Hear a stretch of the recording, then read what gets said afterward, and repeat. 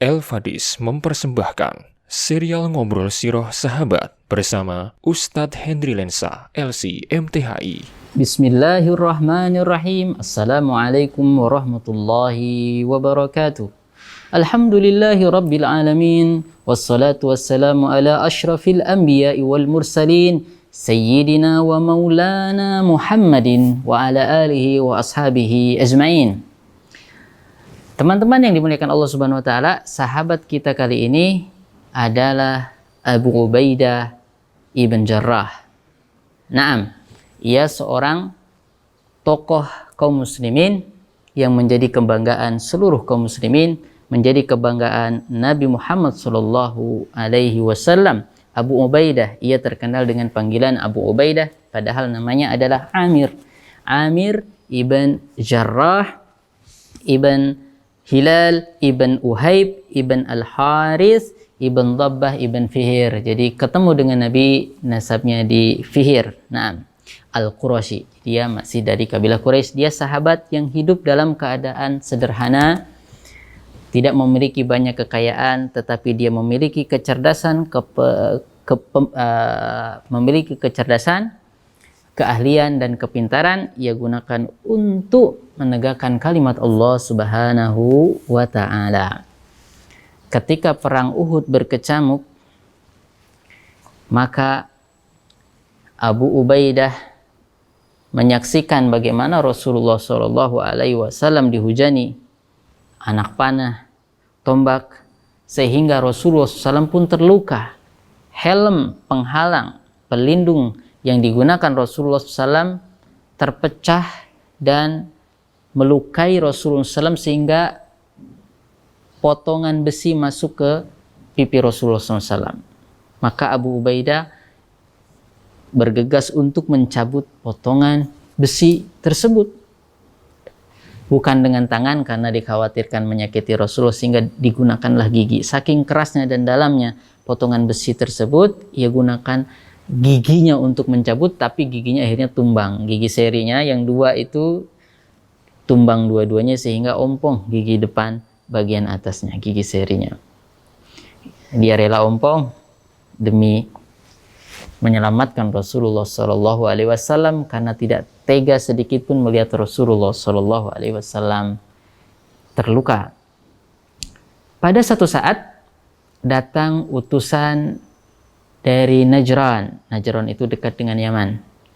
Nah, Yaman pada waktu itu di sana, Najran utamanya banyak di sana ada peradaban Kristen karena orang-orang Arab di sana terpengaruh oleh kekuatan Romawi sehingga mereka beragama Kristen.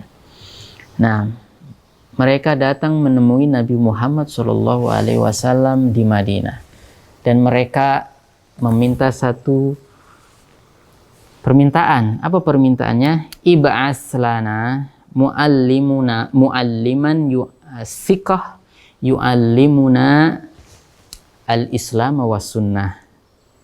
Wahai Muhammad, utus kepada kami seorang laki-laki yang terpercaya, amin, sikoh, amin, terpercaya, kredibel, yang bisa ngajarin kita Islam dan sunnah. Fastashrafa ashabun Nabi sallallahu alaihi wasallam. Akhirnya semua sahabat Nabi itu semuanya sudah siap.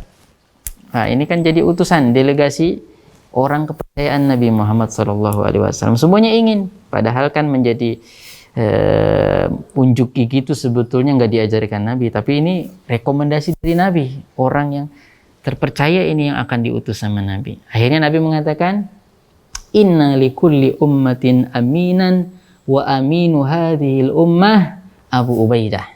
Setiap umat itu punya orang yang terpercaya dan orang yang amanah, dan orang yang terpercaya dan amanah di umat ini siapa? Abu Ubaidah. Abu Ubaidah namanya tadi siapa? Amir. Abu Ubaidah ibn Jarrah. Jadi Nabi Shallallahu alaihi wasallam mengutus Abu Ubaidah ibn Jarrah menjadi orang kepercayaan Nabi Muhammad Shallallahu alaihi wasallam dan orang kepercayaan umat Islam untuk mengajarkan apa? al-Islam wa sunnah. Ini menunjukkan sahabat ini cerdas dan pandai ilmu agama. Tidak mungkinlah diutus oleh Nabi kalau dia nggak pandai ilmu agama. Karena intinya Islam itu adalah apa? Faham atau fiqh fiddin. Kefakihan seorang di dalam agama. Sehingga Nabi mengutus orang yang alim. Siapa? Abu Ubaidah, untuk mengajarkan orang non-Islam tentang Islam dan sunnah. Tentunya di sini berarti Abu Ubaidah mempunyai pengetahuan, wawasannya luas. Yang lebih penting dari itu, dasar-dasar usul pengetahuan pokok tentang agama sudah ia kuasai, dan dia mempunyai akhlak atau cara penyampaian yang bagus, sehingga Nabi Muhammad SAW mengutus sahabat Abu Ubaidah. Jadi bukan sekedar cerdas, ahli agama, dia juga adalah panglima militer yang handal. Jadi kalau kita dengar Baitul Maqdis, ya Palestina, Islam tersebar di sana. Kemudian Umar bin Khattab nanti melakukan perjanjian sehingga kota Yerusalem, Baitul Maqdis itu bisa ditaklukkan. Itu siapa sih panglimanya? Ya Abu Ubaidah ibn Jarrah. Ketika Abu Bakar As-Siddiq, panglima besar umat Islam itu Khalid bin Walid. Siapa yang tidak kenal Khalid bin Walid, yang tidak pernah kalah dalam satu pertempuran pun.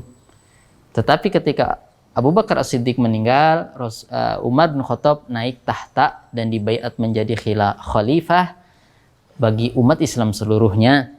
Maka langsung dicopot Khalid bin Walid.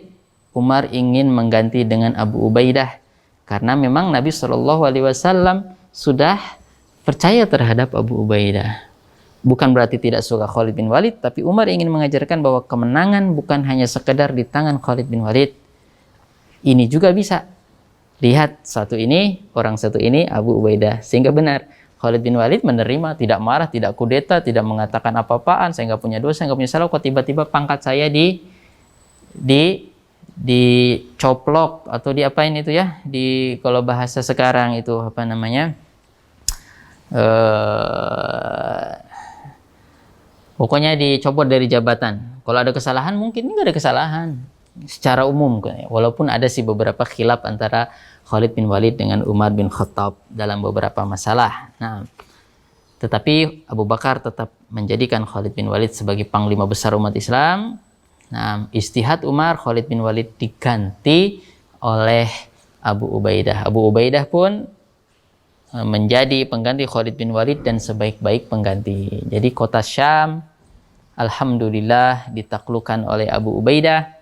Kemudian kita lihat bagaimana Masjidil Aqsa bisa di tangan kaum muslimin. Mudah-mudahan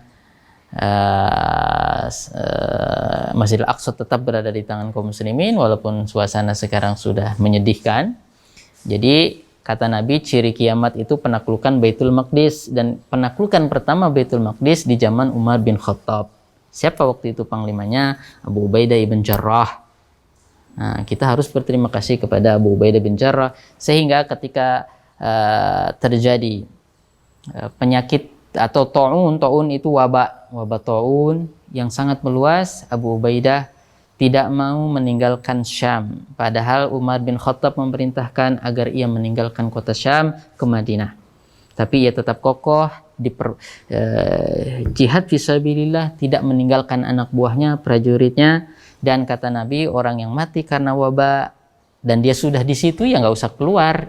Juga itu memang pesan Nabi. Jadi Abu Ubaidah meninggal karena ta'un dengan izin Allah Subhanahu wa taala, dan yang mana kata Nabi, orang yang meninggal karena ta'un itu mati syahid. Jadi meninggal tahun 18 Hijriah karena ta'un amwas, yang itu banyak mematikan kaum muslimin, yang membuat mereka mati syahid pada tahun tersebut. Ribuan kaum muslimin meninggal, termasuk panglimanya Abu Ubaidah ibn Jarrah.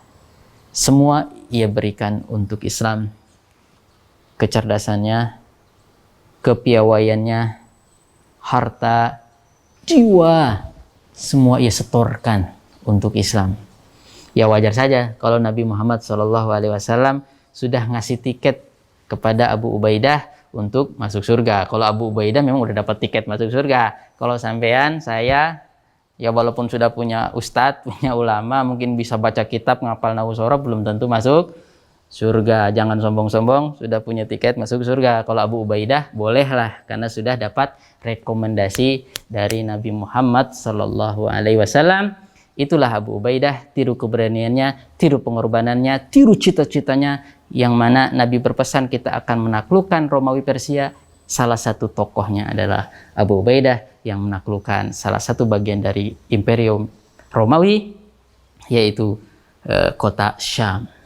Nah, tashabbahu bil kiram fa in lam takunu mislahum fa inna tashabbuha bil kirami falahu. Sahabat El-Padis yang dimuliakan Allah Subhanahu wa taala, saksikan atau sampai jumpa lagi di episode berikutnya dalam serial Ngobrol Sirah.